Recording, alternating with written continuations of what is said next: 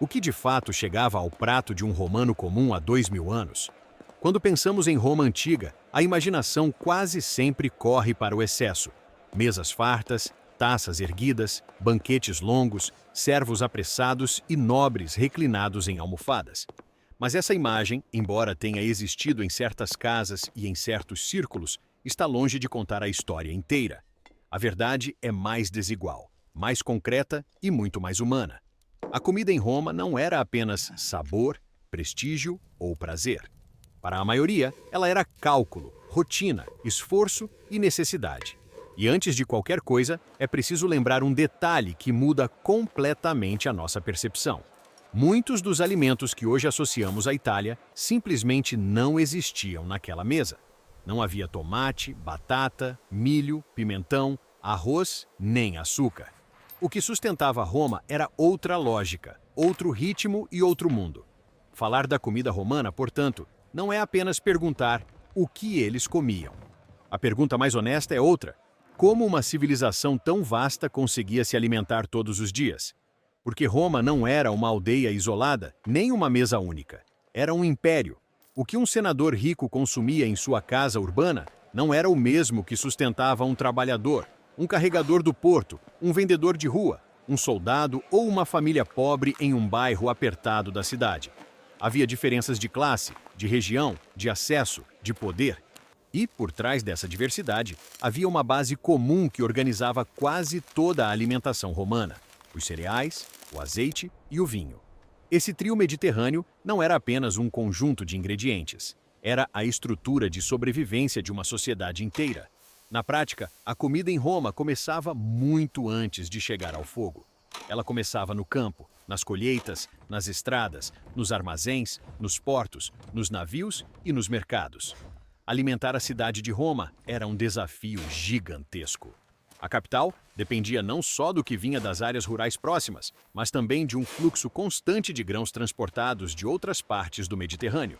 Em outras palavras, Roma não comia apenas o que crescia ao seu redor. Ela se sustentava por uma rede de abastecimento que ligava províncias, fazendas, comerciantes, marinheiros, trabalhadores portuários e administradores.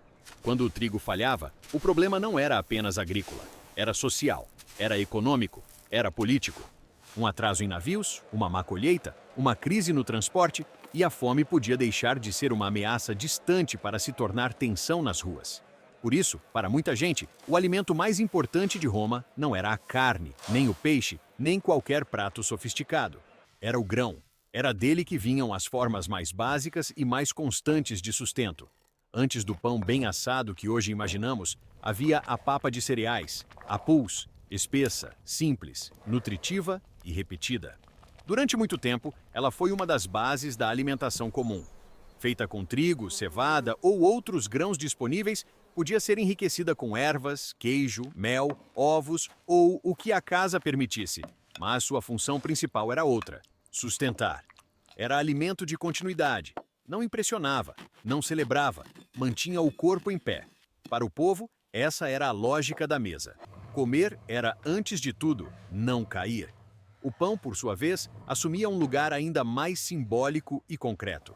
Ele não era apenas um acompanhamento, ele era o centro da refeição em muitos contextos.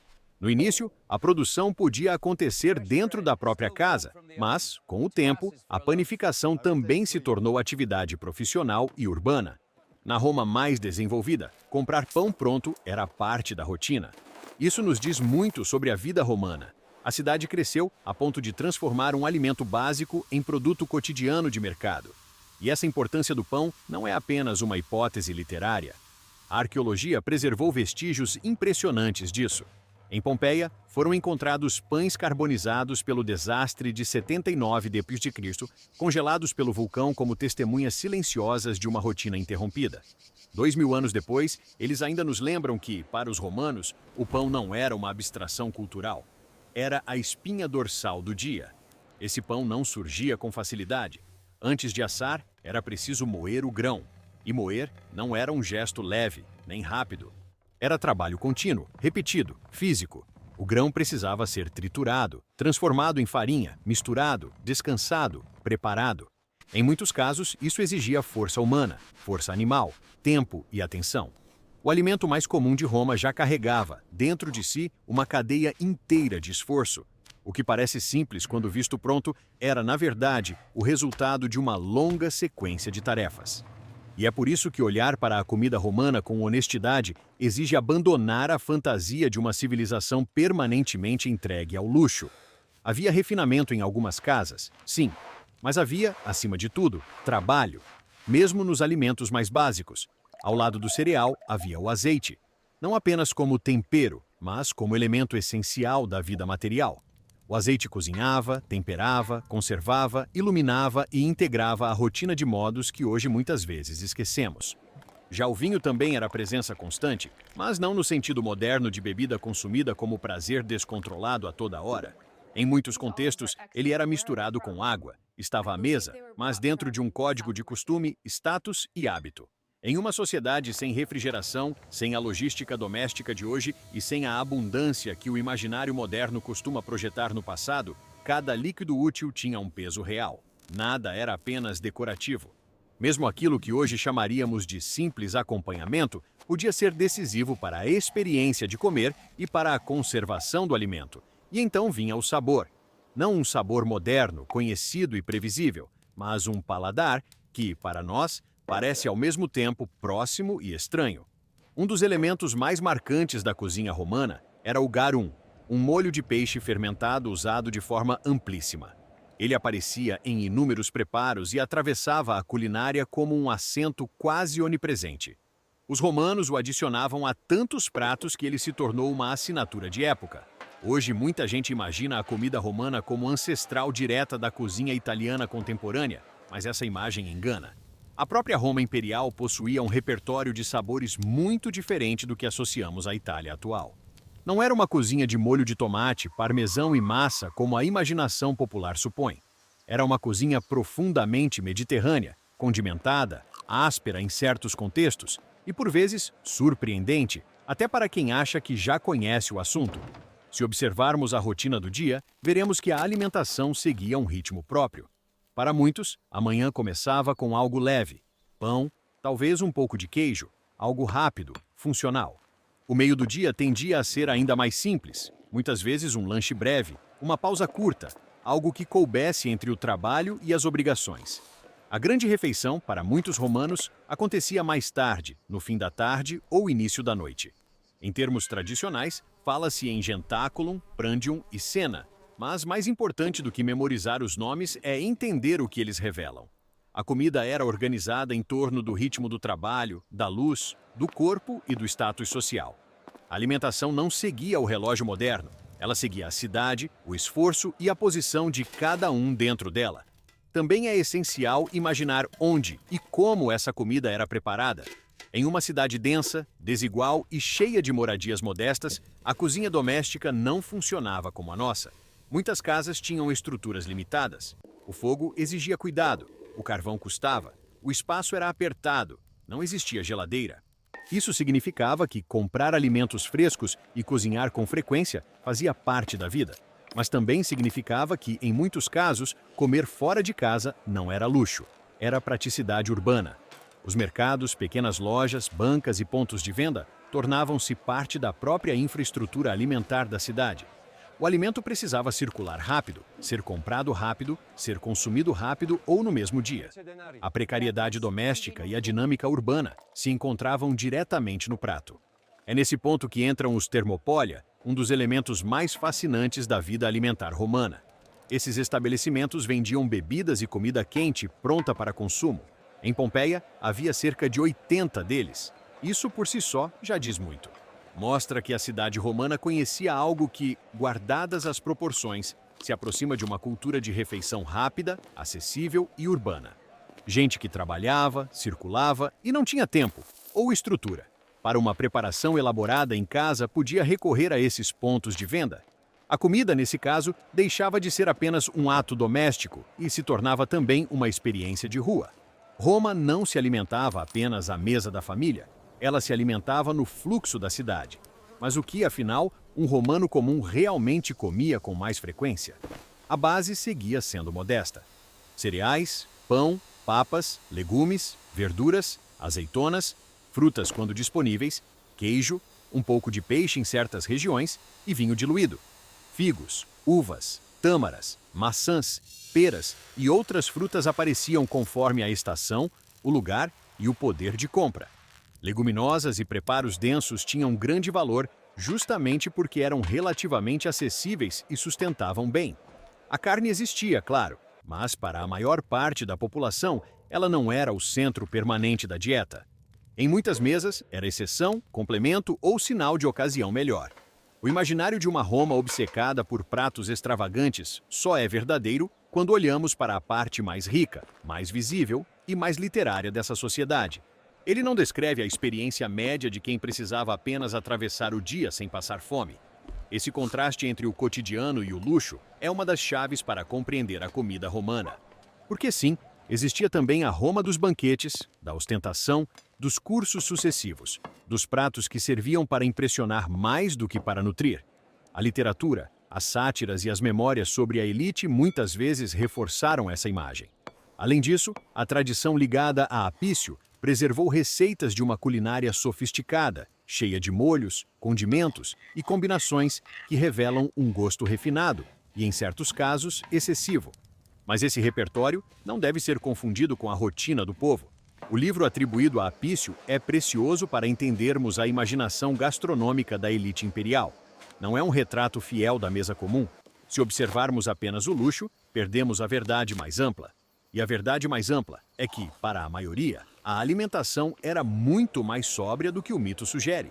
Quando a refeição acontecia entre os ricos, porém, ela se transformava em espetáculo social. O espaço dizia tudo. Havia o triclinium, a sala de jantar organizada em torno de 3 leitos ou divãs, onde convidados de posição elevada se reclinavam para comer. Não havia a mesa fixa como a entendemos hoje, nem a postura cotidiana de uma refeição simples e funcional. Havia encenação, hierarquia, etiqueta e exibição. A posição do corpo já comunicava status. O ambiente já separava quem servia de quem era servido. A refeição, nesses casos, era tanto alimento quanto afirmação pública. E isso importa porque a comida, em Roma, nunca foi apenas química e necessidade. Ela também foi linguagem de poder. Nesses jantares, o modo de comer também marcava a diferença entre mundos sociais. Os mais pobres, ou a maioria das pessoas comuns, não viviam reclinados em salas elegantes. Comiam de forma prática, muitas vezes sentados de maneira simples, em um ritmo ditado pelo trabalho. Já a elite transformava o tempo da refeição em performance. As etapas do jantar podiam se alongar. Havia entradas, pratos principais, frutas, bolos, vinho. Havia escravos servindo. Havia convidados observando uns aos outros. Havia reputações sendo construídas ou protegidas. Comer, para os ricos, podia durar horas. Para os demais, frequentemente era uma questão de resolver a fome e voltar à vida. A mesma cidade reunia essas duas experiências ao mesmo tempo. E é justamente essa convivência entre abundância performática e necessidade básica que faz a alimentação romana ser tão reveladora. Até os utensílios falam sobre isso. Não havia garfos na mesa romana como hoje. Comia-se muito com as mãos, com facas e colheres quando necessário, e o próprio pão podia funcionar como apoio e complemento na refeição. Esse detalhe, que parece pequeno, nos aproxima de forma quase física daquele mundo. A comida romana não era toda organizada em pratos individuais impecáveis, como no imaginário moderno de restaurante. Ela era mais tátil, mais direta, mais compartilhada em muitos contextos. Havia uma materialidade intensa no ato de comer. Partir, mergulhar, servir, rasgar, mastigar, dividir. E quando pensamos nisso, a Roma antiga deixa de ser apenas uma ideia monumental e se torna uma sociedade palpável, viva, com mãos, cheiros, fumaça, migalhas, gordura, pressa e silêncio. Também por isso a comida era um marcador de pertencimento. Em uma sociedade rigidamente estratificada, sentar-se à mesa de alguém, ser recebido, ser servido, participar de um jantar, tudo isso carregava significado. Os banquetes públicos fortaleciam laços e exibiam prestígio. Os jantares privados consolidavam redes. A hospitalidade tinha peso. A fartura, quando mostrada, não era só generosidade, era sinal de posição. Em outras palavras, a mesa romana podia incluir, mas também podia excluir.